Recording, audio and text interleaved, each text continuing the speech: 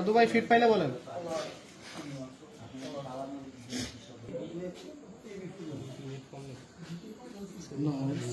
শোনা লাগবে।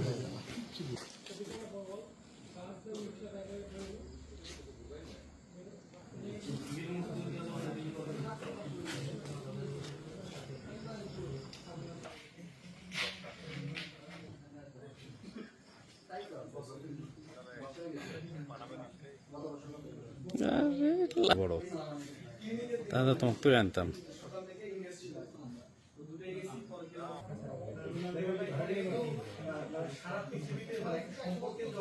এই সাধু ভাই 20 বছর পরে ক্যামেরা এমন বানাইলেন।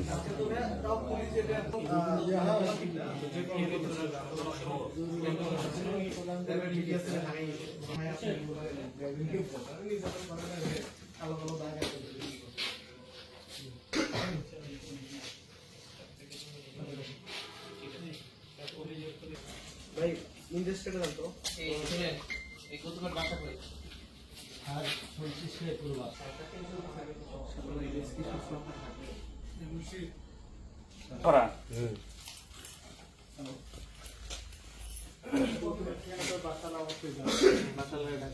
019686030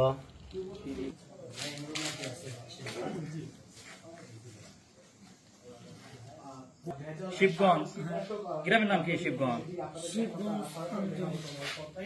আমতলী শিবগঞ্জ। কোনো কীটনাশক নেই যে প্রতিষ্ঠানের নামে, সেখানে আসলে তৈরি হতো না। মূলত এই যে কারখানাটি মোবাইল নাম্বার নিজস্ব আসলে মেশিনে করে বাড়াই করার জন্য কিন্তু এখানে পাচ্ছেন না। এবং আমাদের কৃষকরা আমরা জানি যে রোদের জন্য দিনের পর দিন তারা ছিল সুনির্দিষ্ট তথ্যের মধ্যে প্রতিষ্ঠান আরো আছে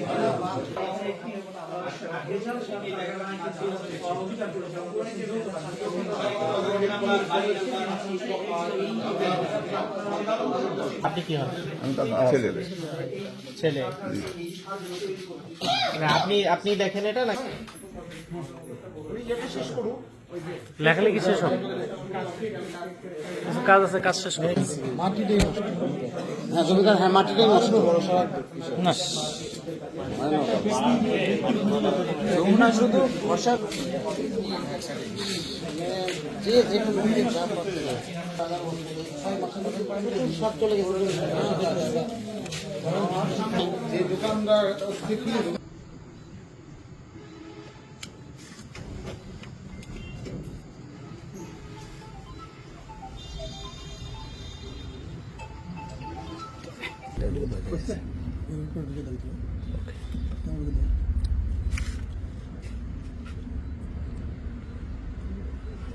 চাপে চাপে তো কান দিচ্ছি।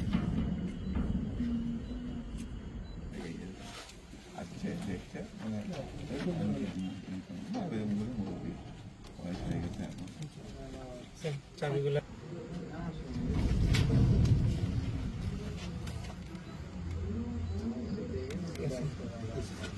তো আমরা এখানে প্রায় বলতে পারেন যে টিএসপি সার পেয়েছি আনুমানিক 100 বস্তা এবং জিঙ্ক প্রোজিন প্রায় 22 বস্তার মতো পেয়েছি। এছাড়া চমক, বোরন, এবি ফুরান এগুলো পাওয়া গেছে প্রস্তুতকৃত প্যাকেট প্রায় 13 বস্তা। এছাড়াও বিভিন্ন ধরনের সার এবং কীটনাশক তৈরির জন্য র মেটেরিয়াল হিসেবে মাটি, চুন, সিমেন্ট ইত্যাদি বেশ কয়েক বস্তা পাওয়া যায়। এছাড়াও আমরা মিক্সচার মেশিন এবং প্যাকেজিং মেশিন পেয়েছি। এছাড়া আমরা 17টি কোম্পানির বিভিন্ন ধরনের সার এবং কীটনাশকের খালি লেবেল আমরা এখানে উদ্ধার করেছি।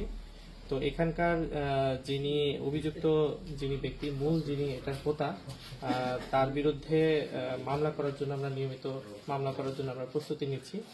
আর এই কারখানাটি আমরা সিলগালা করে যাব এবং বর্তমানে এই কারখানা থেকে যে অবৈধ বা ভেজাল যে সার এবং কীটনাশক উদ্ধার করা হয়েছে সেগুলো আমরা উপসহকারী কৃষি কর্মকর্তা বগুড়া সদর বগুড়া জনাব কে এম মনসুর রহমান ওনার জিম্মায় আমরা দিয়ে যাচ্ছি। পরবর্তীতে এটা বিধি বন্দোবস্ত বা এটার যেটা পরবর্তী প্রসিডিউর সেটা করা হবে। প্রস্তুতকৃত প্রচুর মালামাল রয়েছে।